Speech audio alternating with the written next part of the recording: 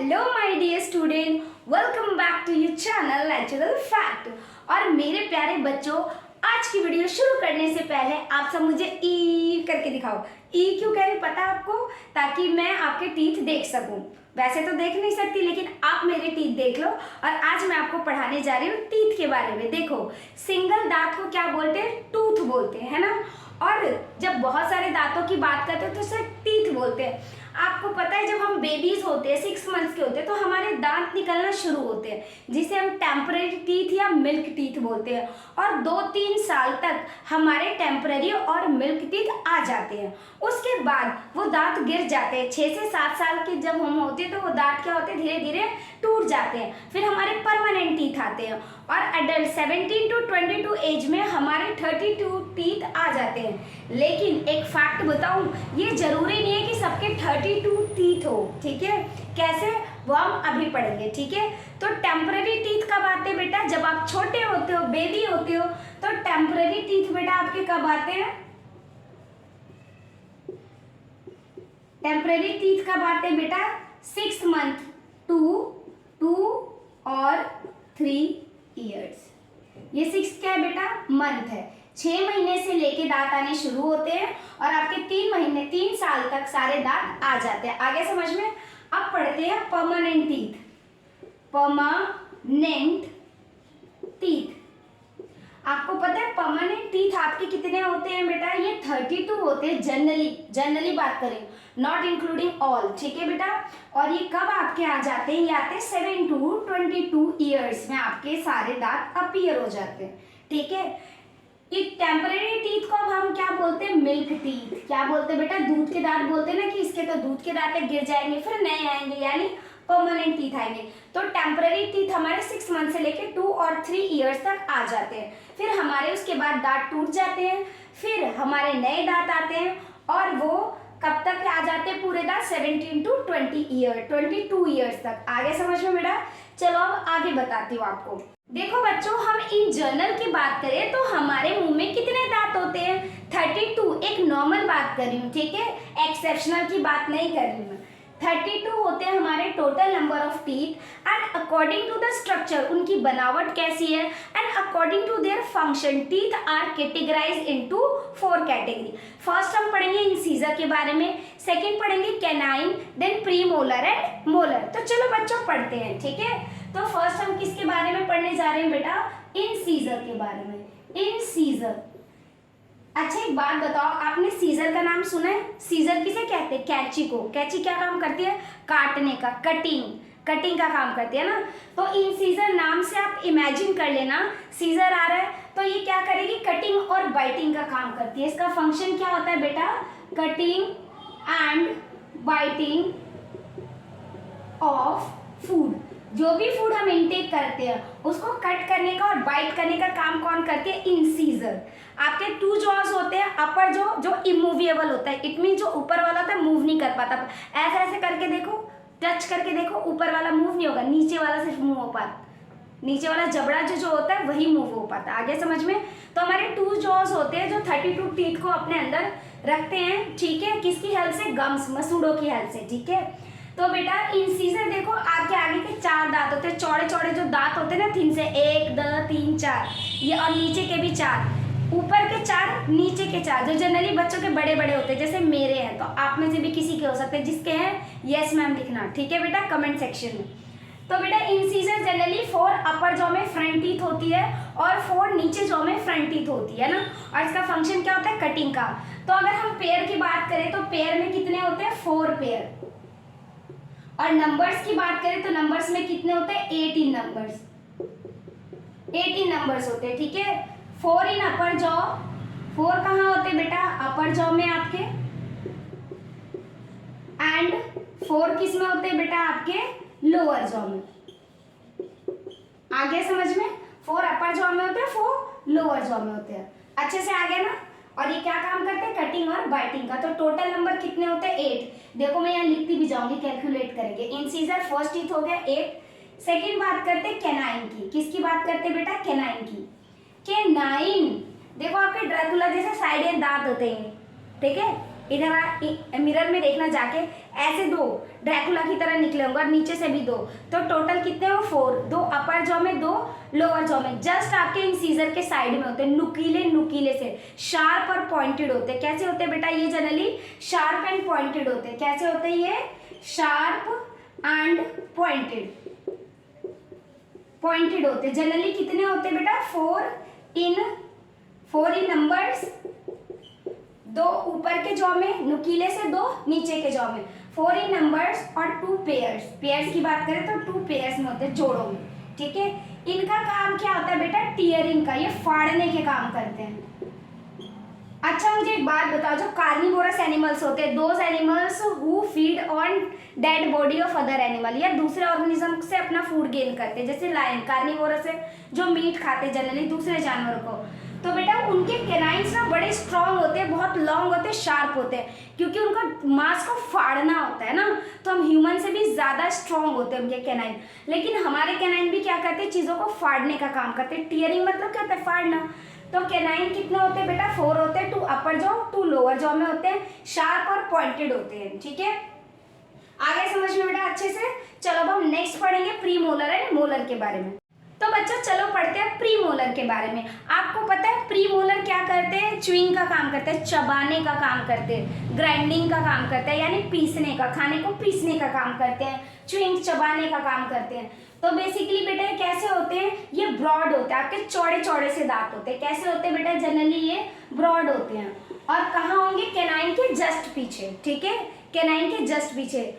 आपके कितने होते हैं? 4, 2 इस साइड में, 2 इस साइड में, ऊपर 2 इस साइड में, 2 इस साइड में, नीचे, तो ऊपर 4 और नीचे 4, टोटल कितने हो गए? 8। कितने हो गए बेटा? इनका नंबर कितना होता है बेटा? नंबर होते हैं 8, और पेयर की बात करें तो कितने होते हैं? 4 पेयर। पेयर मतलब होता है जोड़ा, जैसे सॉक्स 1 पेयर क्या होता है? 2 सॉक्स ना, ऐसे ही 4 पेयर मतलब 8 थी। ठीक है, 8 दांत आपके ब्रॉड होते हैं, और इनका फंक्शन क्या होता है बेटा? ये च्युइंग का फंक्शन करते हैं, चबाने का फंक्शन करते हैं, और ग्राइंडिंग का काम करते हैं, यानी पीसने का काम करते हैं। किसको? फूड को। तभी तो वो क्या होगा? Small small small small particle में टूटेगा, है ना। इसलिए बोलते हैं खाने को एटलीस्ट 32 टाइम्स चबाओ, इधर उधर अच्छे से चबाना चाहिए, ताकि कार्बोहाइड्रेट ब्रेक डाउन हो सके, जो मैंने आपको डाइजेशन चैप्टर में पढ़ा है। ठीक है, वो भी वीडियो मेरी देख लेना, और प्लीज़ मेरी वीडियो को देखा करो, और अच्छा लगेगा तो लाइक और कमेंट भी किया करो, और साथ साथ अपने दोस्तों से सब्सक्राइब भी करवाया करो, ताकि वो भी मेरी वीडियो देख सके। आगे समझ में? प्री मोलर क्या कैसे होते हैं? ब्रॉड होते हैं, च्युइंग का और ग्राइंडिंग का काम करते हैं, टोटल 8 होते हैं, और नंबर्स अगर पेयर्स की बात करें तो 4 होते हैं। देखो हमारे ये कितने थे? 18 नंबर, कैनाइन कितने थे? 4, अब प्री मोलर कितने आ गए? 8। आगे समझ में? अब बात करते हैं मोलर की। किसकी बात करते हैं बेटा हम? मोलर की। चलो हमारे चैनल का नाम नेचुरल फैक्ट है, तो आपको एक फैक्ट बताती हूँ। जो मोलर टीथ होते हैं, जिन्हें विजडम टीथ भी बोलते हैं, अकल दाढ़ भी इसी में आती है। जनरली जब हम बड़े होते हैं तब आती है ना, लेकिन कुछ ऐसे एक्सेप्शनल हो गए जिनकी अकल दाढ़ आती ही नहीं है लाइफ टाइम। जब वो बूढ़े हो जाते तो शायद है, नहीं तो नहीं आती है ना, वो एक्सेप्शनल केस होते हैं। क्यों नहीं आती? क्या रीज़न है? When we are earlier human being, जब हम आदि मानव थे तो हम कच्चा मांस खाते थे, तो ये हमारे मोलर चबाने का काम अच्छे से करते थे। कच्चा मांस हार्ड होता था, मोलर और प्रीमोलर का बहुत बड़ा फंक्शन होता था। लेकिन आजकल फूड कैसे हो गए? बहुत नॉर्मल है ना, आराम से खाए जा सकते हैं, तो इसलिए मोलर का क्या हो? डिग्रेडेशन हो गया। इसलिए मोलर कभी कभी विजडम टीथ अपीयर होती है और कभी कभी नहीं होती है, और कभी कभी किसी की तो होती ही नहीं है अपीयर। ठीक है, तो याद रखना मोलर वैसे अगर एक जनरल बात करें तो कितनी होती है बेटा? 12 नंबर होते हैं। कितने होते हैं? 12 होते हैं। और पेयर की बात करें तो कितने होते हैं? 6। देखो अब ये 12 हो गए ना, हो गया ना। अभी मैं आपको 32 करके दिखाऊंगी। देखो 12 नंबर, 6 पेयर, इनका भी काम सेम होता है, ग्राइंडिंग का काम होता है, पीसने का, चबा चबा के खाने का, ग्राइंडिंग का काम होता है। ठीक है, इनका भी ग्राइंडिंग का काम होता है। देखो मोलर जो है बेटा हमारे लिए बहुत ही इंपॉर्टेंट है, प्री मोलर भी। आपको पता है अगर मोलर में कीड़े लग जाए तो इसे वो निकाल दिया जाता है। ठीक है, क्योंकि ये मोस्टली मोलर जो होती है काफ़ी पीछे पड़ जाती है, वहाँ तक खाना नहीं जा पाता, इसलिए जहाँ तक डिके होता है टूथ का वो जनरली मोलर दांतों में होता है, क्योंकि वहाँ पे सारे खाना फूड पार्टिकल फंस जाता है और अच्छे से हम प्रॉपर चबाते नहीं है, इसलिए खाना चुई भी नहीं होता, ना ही ग्राइंड होता है। तो मोलर जो है बेटा कितना होता है? 12 ही नंबर। अब ऐड करके देख लो आप, 8 और 4 12, 12 और 8 कितना हो गया? कितना हो गया? 12 और 8 20, 20 और 2 22, कैरी 2, ये कैरी है, 1 और 2 कितने 32 हो गए ना आपके 32 दांत, गिन लेना ठीक है अच्छे से और पढ़ भी लेना। आगे समझ में बेटा pre molar, molar, incisor, canine. Incisor कितने होते हैं 8, कैनाइन कितने होते हैं 4, प्री मोलर कितने होते हैं 8 और मोलर कितने होते हैं 12। आगे समझ में बेटा। चलो अब मैं आपको पढ़ाती हूँ स्ट्रक्चर ऑफ टूथ। टूथ का स्ट्रक्चर जानना बहुत ही जरूरी है। आपको पता है इनेमल जो है, इनेमल क्या है? ये सबसे हार्डेस्ट सब्सटेंस है हमारी बॉडी का। हमारी बॉडी में जितने भी सब्सटेंस है उसमें सबसे हार्डेस्ट सब्सटेंस है इनेमल। क्या है बेटा? आपका सबसे हार्डेस्ट सब्सटेंस है। देखो बेटा जनरली आपको मैं बता दूं इनेमल क्या है बेटा, मैंने अभी आपको बताया कि सबसे हमारी बॉडी में हार्डेस्ट सब्सटेंस है, लेकिन ये डीके हो जाता है। देखो सबसे पहले कैविटी कहाँ से स्टार्ट होती है? इनेमल से। कहाँ से स्टार्ट होती है? इनेमल से। अगर आपके इनेमल में कैविटी लगी है तो आप उसको फिलिंग करा के ठीक करा सकते हो। फिर अगर वो हम भरवाते नहीं है, फिलिंग नहीं करवाते हैं और हम ऐसे केयरलेस बनते हैं, खाना खा के ब्रश नहीं करते नाइट को सोने से पहले और सुबह मिल्क पी लेते हैं, ऐसे स्कूल चले जाते हैं बिना गागल किए, खाना फंसा रह जाता है, तो उसकी वजह से क्या होता है? टूथ डिके होता है। क्यों? खाना और बैक्टीरिया मिलके हमारे मुंह में एसिडिक बनाते हैं, एसिडिक नेचर, जिसके कारण ये इनेमल क्या होता है? धीरे धीरे डिके होने लगता है, यानी कम होने लगता है, सड़ने लगता है। ठीक है, और यहाँ पर होल बन जाता है। ठीक है, और ये होल धीरे धीरे कहाँ पहुँचता है? यहाँ पर पड़ेगा डेंटाइन के पास। यहाँ तक तो आप अच्छे से दांत को फिलिंग करवा के प्रोटेक्ट कर सकते हो, लेकिन अगर ये पल्प में पहुंच गया, पल्प में एक्चुअली क्या होती है? नर्व्स होती हैं बेटा, नर्व्स एंड ब्लड वेसल्स। अच्छा एक बात बताओ, टूथ भी क्या है?